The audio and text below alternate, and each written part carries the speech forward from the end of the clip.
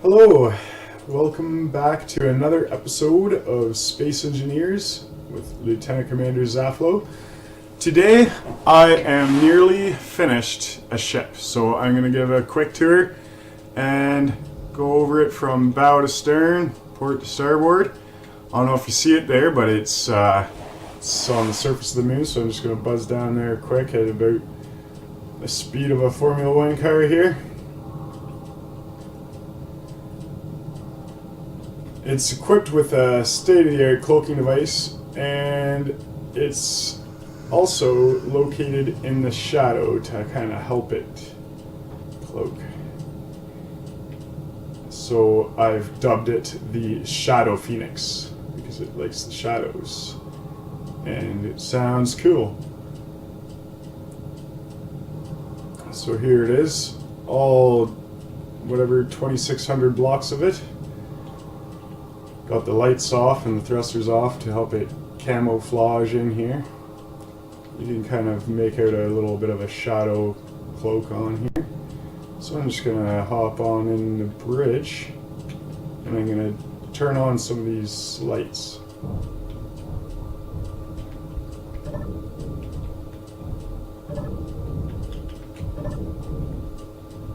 Yeah, some good old pressurization effects. Alright, so if I just hop on here, I'll go over the controls quick.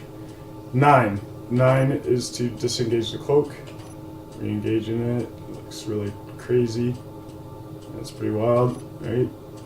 And 8 will turn the lights back on, and even turn on the spotlights with the L key. Yeah, the reason I have the landing gear on the hotkeys is so that if I have something in the hangar, it won't fall out when I press normal keys. On the page 1 here, I have number 5 is a combat jump. It just jumps 5 kilometers. And I even have emergency parachutes, which I haven't needed yet. On this page is all the different jump drives. So the first 2 keys are to adjust the main drive, and that would be number 3 to activate the main jump drive, and it is just a blind jump, which is why I have the camera number 8 so I could see dead ahead. But yeah, that's the other 4 are just extra jump drives that could be set to a coordinates. So there's 6 in total: the main, a combat jump, and 4 extra jump drives. This thing, it's not quite empty. It is fully loaded with, ammo, equipment, like, so I'm just gonna walk past my gorgeous hangar. I'm gonna go right to the cargo here. We got all the tools you really need, and we got fuel on board, ice as well. We got all that stuff in the cargo. There's too much cargo capacity on here. It's got one large container, but it's got a bundle of these little guys, so you wouldn't really need all that, because this is a ship I've wanted to build for a long time. It is just a battleship. It's not really much for refining, so it doesn't have a refinery, but it has a small arc furnace and an assembler, just to kind of, in an emergency, I suppose. You might be able to patch up the hull. So yeah, I'll go over the scripts quick. You might recognize Phil's ship diagnostics screen here, giving the readouts. And then we have over here a fancy ruler, which you can scan the planets or ships and identify them, measure the distance using that camera on the front. That's pretty cool. We also have a speedometer, which works in kilometers per hour once you're moving. And we have the planetary compass right there. That's pretty neat. I think that's a Whiplash script. Oh, and don't forget, I must not forget, there is Whip's weapon salvo code. So this thing can unload. So I guess I'll do the interior first, and then I'll do a quick overview of the exterior. So really, it's not much to see. There's just this bridge. It's got some beautiful art. that I wanted on there because it's called the Shadow Phoenix. It's heavily defended against personnel and missiles both. There's anti-missile turrets on the outside. Lots of these little things in here. You need to keep the helmet on once you go through this airlock. So I'll show you that. This is the engine room. It's depressurized. Basically to help deter intruders, and because jet engines, I don't think they're airtight. I wouldn't think they would be. Yeah. So this is the guts. This is the engines. We got overpowered 3 large reactors to charge those jump drives quickly, plus 24 of these small reactors. Lots of oxygen generators. I think there's like 6 or more, 6-ish.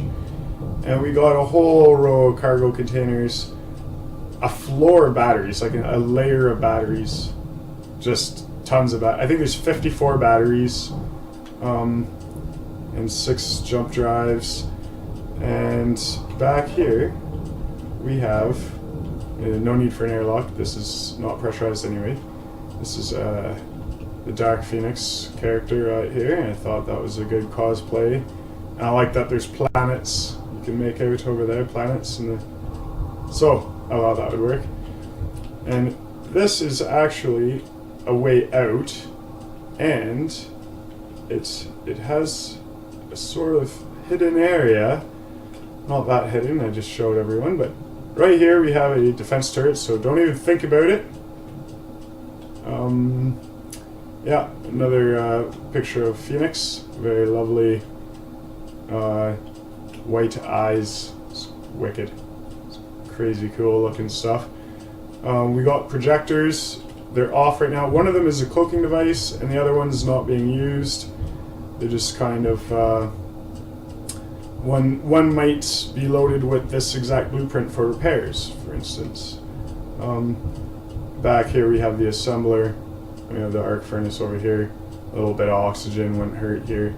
And yeah, thrusters. So the outside. This, where do I cover this? Okay. It's plastered with these little turrets for defense. I haven't counted them yet. There's just a bundle of these to protect things against missiles. And there's the heavy turrets, but not a lot of them, but a good amount. We got 3 missile turrets and 4 Gatling turrets. And we got a couple laser antennas. Okay, trying to cover all these quick. We have decoys in the wings under those panels, so that incoming missiles go for something useless like a wing or a fin. That was there for decoration anyway. We got decoys in there, so don't you worry. They're not going to target anything very vital unless we're manually firing. And speaking of manually firing, we have no less than 8 sequenced rocket launchers to unleash hot fury and perforate your pirate foes. Oh, that was a lot of P words. Anyway, so yeah, and these engine pods are just loaded with atmospheric engines, and this thing, it can enter into a planet such as that alien world with the 1.1 G's of gravity, and it just cushion lands on air. It doesn't even need a parachute or hydrogen or any of that to land on a planet. On this moon here, I needed to use hydrogen just to a bit. The ions actually are mostly in the forward direction. We only have a few maneuvering ones in the middle here. And that about covers the exterior here. I mean, there's not much else to see. I mean, we got connector here, we got a skylight. So I'm going to dive back inside. I think I'm going to try and use this hangar entrance, which might get gnarly with the depressurization, but we'll see what happens.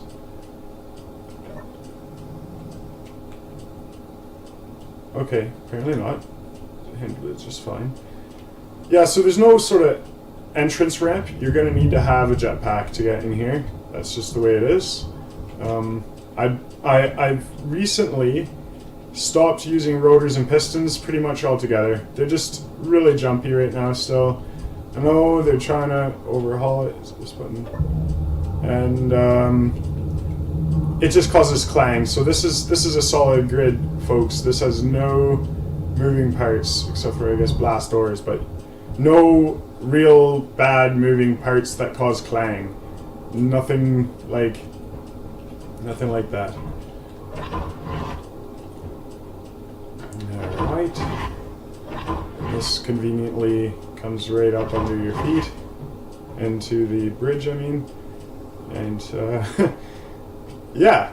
That's did I show you this? Yeah, I did. Showed you that. There's cryopods, there's a med bay. That's real self-explanatory stuff. Alright. And, yeah, so I'll show you a quick test flight here. I want to get to the page 1, put the ion thrusters on, we'll get the hydrogen on, and I'm going to leave the dampers off. Let's see, how am I leaning like that? Okay. Right. Let's do a more cinematic view from out here. Got to show the thrusters and everything. The thing about this, it doesn't take much hydrogen at all. Like, it's actually pretty impressive, but it needs it for the moon because there's no atmosphere. So I'll show you that. It does barely accelerate at first, but then once I hit those retro burners, I can get up to speed stupid fast. And then I can actually just turn off the hydrogen. Don't need it anymore. We'll be fine.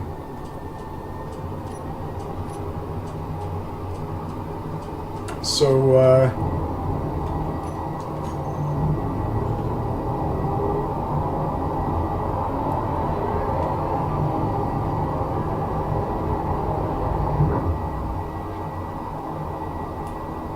it's kind of ugly, just a bit ugly, but it's also kind of beautiful.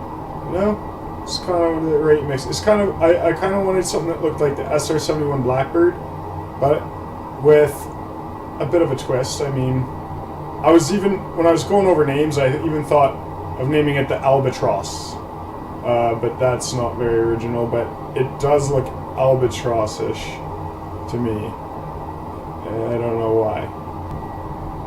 Now this time I'm confident. Yeah, we're flying. I mean, we're kind of flying downward still, but we're flying. Yeah, any minute now. See, you gotta avoid the mountains. This is a good test flight because I need to learn about this stuff. It's max altitude without hydrogen. I think is fairly low. So, yeah, we're starting to see the effects. I think also the alien planet might have a kind of thin atmosphere. Like, I notice it's always saying low pressure when you go out and walk around. You can take your helmet off, but oh, don't freeze on me now. It's a little bit low pressure, so maybe that is also a factor for the thrusters. I'm not sure, but either way, I appear to be going much more horizontally and less downish. Going more like an airplane and less like a rock. So that's pretty good. Yep, I'd say we've stabilized our descent, and if you get on the side, you will slide down that way. Those thrusters really just kind of help you hold steady so you can land properly. Oh, anyway, this voxel looks kind of gorgeous. Look at those rocks in the like mossy rock. That's nice. Oh, it's really neat. I'm trying to look at it. Oh, whoa, trees. Whoa. red mushroomy like tree things. Alright, let's do this thing. Okay. I'm just hold C to descend. Put that off, just time. Come in for a crazy landing right here. Now that's how a pilot should look, with the dampeners on. That's how landings should go. I mean, don't want to speak too soon just yet. So it could go terribly, terribly well. Okay, there we go. Should be level-ish. So my nose is up. That's how I'm floating. If I nose down too much, if I go below level, I will start to slide forward. As an airplane, I didn't want it to have air brakes, so you could use the dampeners. You gotta, like, I can fly around and just, like, keep going without having to hold W. It just kind of glides, which is kind of what I'm going for with the airplane look here. So, pretty much touching down.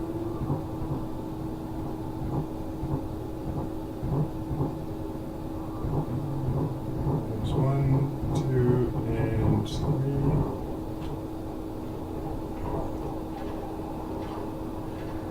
Yeah, sunk into the ice, I did. But that just doesn't make sense. Thanks, Whiplash, for the sequencer code. It's just crazy, crazy, crazy fire rate going on. Continuous destruction. I'm holding spacebar and forward, so I should be going up and away. And you'll see the speed dropping, so this is where you kind of want to go as high as you can get away with your momentum, and turn on the hydro. And I just kind of pulse the hydro. I need it to get back up to speed right now. And this is where I pitch way up. Start to just fly more like a rocket. And the upwards persuasion here. And then I turn the dampers off. And once I reach near max speed, I just turn off the hydrogen again.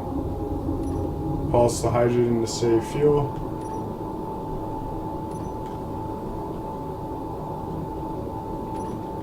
And I don't think the atmosphere thrusters are doing too much right now. I'm just gonna leave them on a little longer. But this is how you would do this while saving fuel. Now, my fuel's not going down because I'm still in creative mode. I should. Oh, I wasn't paying attention to what I was doing. See that vector thing? It's hit the floor. I'm going back down. I need to. What?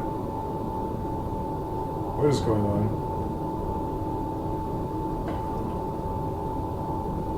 Okay, I think it. Oh no. Yeah. Okay. This is recovering. Yeah. So I actually already made some kind of a mistake. Not paying attention. It's hard to pay attention to everything at once, but my vector was dropping. So I was moving sideways and I was just kind of hovering, but now I'm ascending and picking up speed. Gotta watch your altitude. If it looks like it's staying the same, it's because it is. Actually, abort the crash. Wow. Oh. That was good. That was a good crash.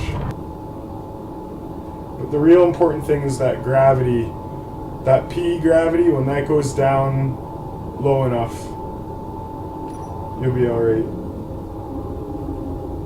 At about 0.4, you don't need the hydrogen anymore. But right now I kind of need this hydrogen to keep me going.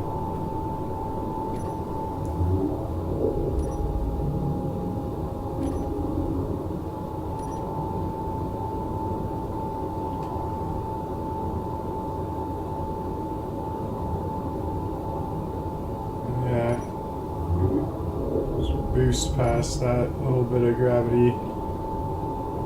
And yeah, so that vector is close to straight. You see it's a little bit below the halfway mark, so I can actually correct that with ion thrust right now. Turn off the atmosphere thrusters and not doing anything. Yeah, so I'm pretty much flying just with ions at this point on. So it's just that little bit can be dicey, especially when you're kind of sloppy like I can be. I hovered maybe a kilometer off course, so maybe it's worthwhile just keeping the dampeners on for that first bit of the ascent, because it's really not that long of an ascent, and then you're fine to turn off the hydrogen.